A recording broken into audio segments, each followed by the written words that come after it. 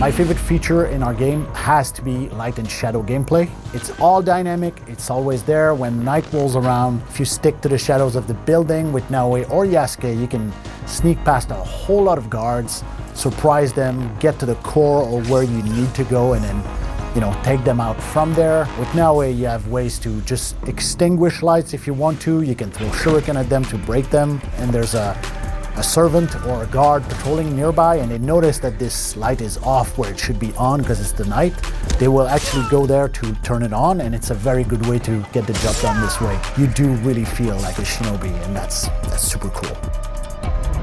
Something I really like in Assassin's Creed Shadows, it's our dual protagonists. Each time I switch, I really feel they are different, both in terms of gameplay, but also how they look, how they feel when you play with them. Even if I really like stealth and I play with Naoe, sometimes I just want pure action, so I switch back to Yasuke and it feels like a different game in a way. We've pushed ourselves and we were very ambitious. We wanted to create something that's very dynamic, something that would have an impact on how we play the game, that's not only visual. And I'm very proud that we've managed to achieve our vision this time around. The world will evolve through season, which had us rethink the way we were making assets, such as, let's say, a tree. A tree needs to be supported in winter, spring, autumn, summer. And also we introduced for the first time in Anvil our TGI, which is Ray Trace Global Illumination, which gave us real-time GI and also better occlusion, which greatly contributes, to the level of immersion and also, sit down, connect the objects together. I think my favorite feature is the observe mechanic. It allows you to tag and look at what's interesting in the world, tag your enemies, tag the loot as you're going through the world. We had the eagle that was telling you what's behind the wall. Now you have to climb up there to see what's behind. It's a change of dynamic and perspective that I think is really refreshing for Assassin's Creed.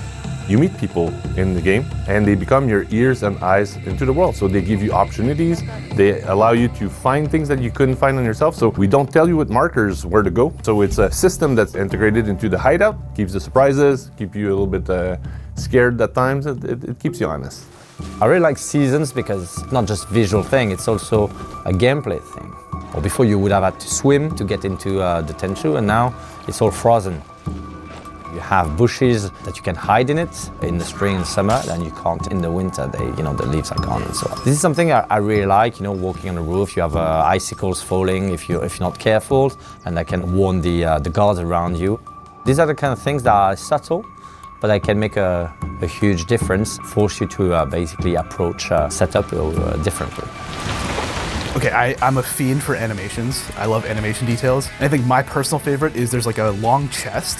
And first of all, even when Naoe gets into the chest, she does like 5 flips. You can lure people towards the long chest and then grab them and throw them in the chest while like escaping. I think that's like by far my favorite kill in the game. I love that thing.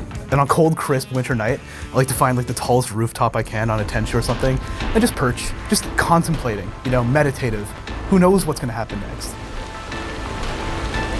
Our protagonists, the characters, I am so excited to hear people, how they feel when they live this journey that the entire team had just poured their hearts into. I think there's so many great emotional moments to connect with, and I really hope that it leaves players as excited about the era and the story as we feel, because there's a lot of heart in what we've done. Thank you. I can never repay your kindness. But now, I have a different debt to settle.